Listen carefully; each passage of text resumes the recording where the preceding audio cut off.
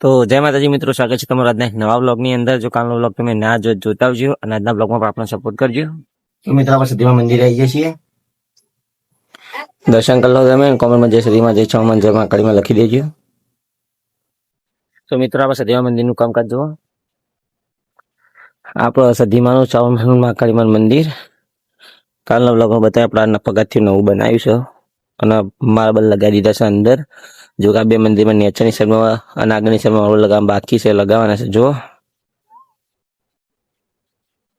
તો મિત્રો આપણે જે તલાવ ભર્યું હતું આપણે તો જોવા માટે પિક્ચર આવી જશે. જુઓ મિત્રો આપણે આ રહ્યું તલાવ. અમે તો હોમની સાઈડ તેડે તમને બગલો દેખાતો હશે. જુઓ અને તલાવમાં આપણે જોવા જઈએ ને તો કમસે કમ 1 ફૂટ તલાવનું પાણી હુકવણું છે. જેમ કે આવી ગરમીનું તલાવ માટી એટલી તપેલી હોય ને, લગભગ 3 મહિનાથી તપેલી છે. આપણે આવો ભર્યું એટલે જમીન પાણી તો ચોખ્ખા ના ખાસી હુકવણું છે. જો ખાસ્યું છે હજી થોડું હુકાયેલ આપણે ફરીથી તલાવમાં થોડું પાણી ભરીશું, જેથી લાંબા ટાઈમ સુધી પાણી ચાલે.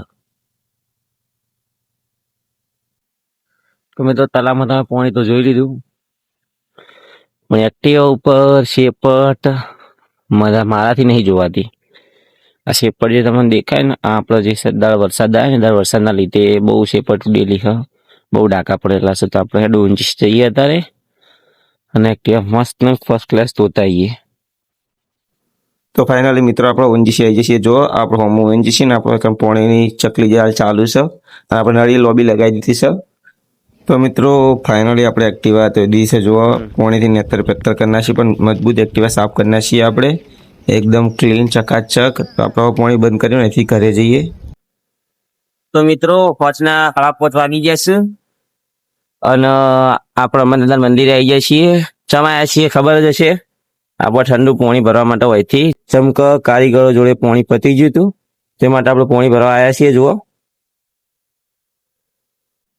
તો મિત્રો આપણે પાણી ભરી લીધું છે. જુઓ આપણી એક્ટિવા અને આપણે પાણીનો જગ ભરી દીધો છે. તો હવે આપણે અહીંથી ફટાફટ જઈએ, પાણી આપી દઈએ મંદિરે. તો મિત્રો આજના બ્લોગમાં આટલું જ. મળીએ કાલે નવા બ્લોગ સાથે. આજનો બ્લોગ ગમે તો લાઈક કરી, શેર કરી, સપોર્ટ કરજો. જય માતાજી, જય રમાદેવ.